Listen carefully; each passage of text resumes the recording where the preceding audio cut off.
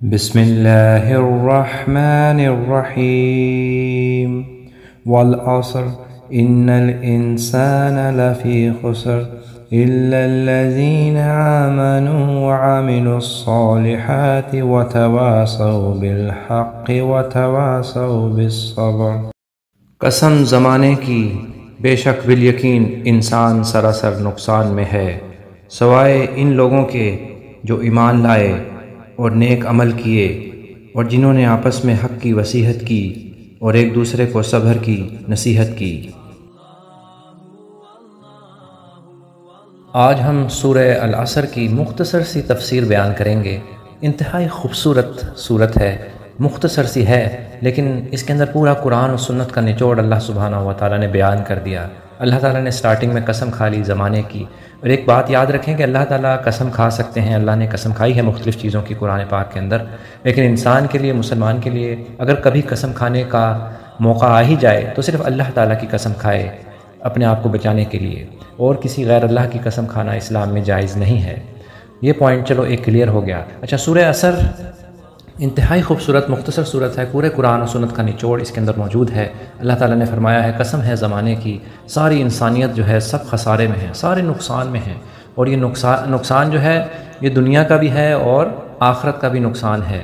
یہ نقصان ہی نقصان ہے پوری انسانیت کے لیے۔ لیکن اللہ تعالیٰ نے 4 قسم کے لوگوں کو بشارت دے دی کہ جو لوگ ایمان لے کے آئے اور نیک عمل کرتے رہے اور آپس میں جو ہے وہ لوگوں کو حق کی طرف بلاتے رہے اور صبر کرتے رہے، ان کے لیے بشارت ہے، جنت ان کے لیے ہے۔ یعنی آپ اس طرح کہہ سکتے ہیں کہ جنت میں جانے کے لیے 4 چیزیں آپ کو چاہیے۔ آپ کو ایمان آپ کا پختہ پکا ہونا چاہیے، آپ نے نیک اعمال کرنے ہیں، اور آپ نے لوگوں کو حق کی دعوت دینی ہے، دعوت اور تبلیغ یعنی حق کی طرف بلانا ہے، اور صبر کرنا ہے۔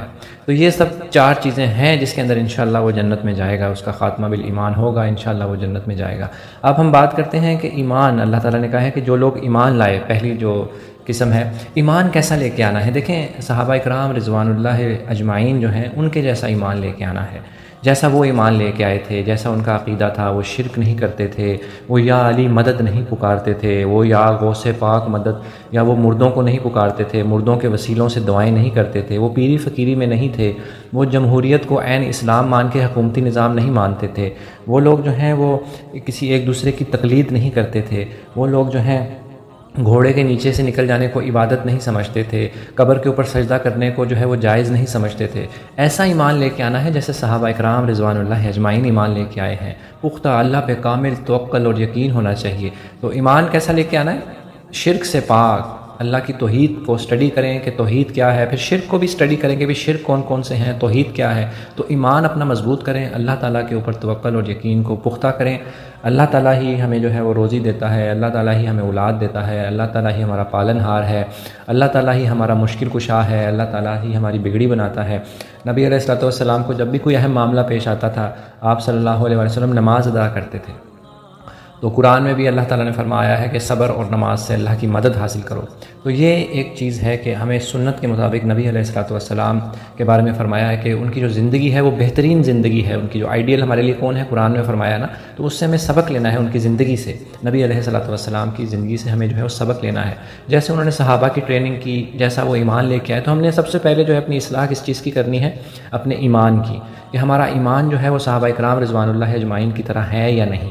اس کے بعد ہم جائیں گے نیک اعمال کی طرف۔ نیک اعمال جو ہیں وہ سنت کے مطابق کرنے ہیں، نبی علیہ الصلوۃ والسلام کی سنت کے مطابق ہی ہر عمل ہونا چاہیے۔ نبی علیہ الصلوۃ والسلام نے فرمایا جس نے میری سنت سے منہ پھیر لیا، موڑ لیا، اس کا میرے سے کوئی تعلق نہیں۔ تو ہر کام نبی علیہ الصلوۃ والسلام کی سنت کے مطابق ہونا چاہیے، اللہ کی رضا کے لیے ہونا چاہیے، اور اس میں ریاکاری کا عنصر نہیں ہونا چاہیے۔ تو ایمان، جو لوگ ایمان لائے اور نیک عمل کرتے رہے، تو نیک عمل جو ہے ہم نے دیکھنا ہے، اسٹڈی کرنا ہے کہ نبی علیہ الصلوۃ والسلام نے شادی کرنے کا کیا طریقہ بتایا، اگر کوئی فوت ہو جائے اس کا کیا طریقہ ہے، ہمسایوں کے کیا حقوق ہیں، حقوق اللہ اور حقوق العباد کیا ہیں، یہ سارا کچھ ہم نے اسٹڈی کر کے پھر عمل کرنا ہے۔ معاشرے میں کیا ہو رہا ہے کہ لوگ بس عمل کر رہے ہیں دیکھا دیکھی، لیکن اسٹڈی کوئی نہیں کر رہا، ریسرچ کوئی نہیں کر رہا۔ نہیں، پہلے آپ اسٹڈی کریں، ریسرچ کریں، عالموں سے پوچھیں، اس کے بعد جو ہے وہ عمل کریں۔ ایسا نہیں ہے کہ آپ انے واہی لگے ہوئے ہیں۔ تو وہ ہماری ویڈیوز آپ پیچھے سے دیکھیں، ہم نے کافی کھول کے ساری باتیں بیان کر دی ہیں۔ تو جو لوگ ایمان لائے اور نیک عمل کرتے رہے، عمل نبی علیہ الصلوۃ والسلام کی سنت کے مطابق کرنا ہے۔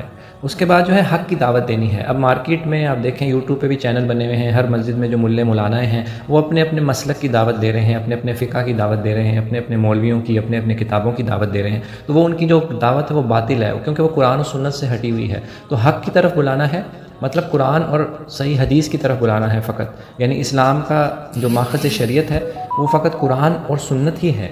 تو ہمیں جو دعوت دینی ہے وہ قرآن و سنت کی طرف دعوت دینی ہے، اسلام کی طرف۔ ہمیں کسی بھی پیر کی طرف، کسی بھی فقیر کی طرف، یا کسی بھی ملک کی طرف، یا کسی بھی امام کی طرف نہیں، ہمیں صرف دعوت دینی ہے رب کے قرآن کی اور مصطفیٰ جان رحمت صلی اللہ علیہ وآلہ وسلم کے فرمان کی۔ تو یہ وہ لوگ ہیں جو انشاءاللہ جنت میں جائیں گے، جو حق کی دعوت دیتے رہے۔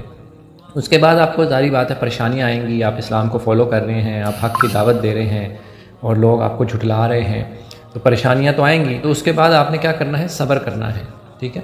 آپ نے صبر کرنا ہے، انشاءاللہ اس کے اوپر ڈٹے رہنا ہے، اپنے عقیدہ توحید کے اوپر، اپنے حق کے اوپر آپ نے ڈٹے رہنا ہے، اور لوگوں کو جو ہے وہ نصیحت کرتے رہنا ہے، کیونکہ نبی علیہ الصلوۃ والسلام نے حدیث کے اندر فرمایا ہے کہ دین جو ہے وہ نصیحت کرنے کا نام ہے نا ایک دوسرے کو۔ تو ہم نے نصیحت اچھے طریقے سے، حکمت کے ساتھ، بہت ہی اچھے طریقے سے جو ہے وہ اللہ کے راستے میں لوگوں کو دعوت دینی ہے، اچھے اخلاق کے ساتھ، اچھے کردار کے ساتھ ہم نے لوگوں کو نصیحت کرتے رہنا ہے۔ ایسا نہیں ہے کہ ہم نے نصیحت کی اور پھر وہ ہم نے کہا کہ چھوڑ دو بھئی اللہ اس کا اور اللہ کا معاملہ نہیں۔ جب بھی آپ اس کے متھے لگیں گے، آدمی کو اس کو برائی کرتا ہوا دیکھیں گے، اس کو پیار محبت سے، نصیحت سے اس کو سمجھائیں گے، اچھے اخلاق سے، کیا پتہ کب اللہ تعالیٰ اس کو ہدایت دے دے۔ اور ہدایت کہاں سے آتی ہے؟ اوپر سے اللہ تعالیٰ ہدایت دیتا ہے، ہمارا تو کام ہے بس بتا دینا۔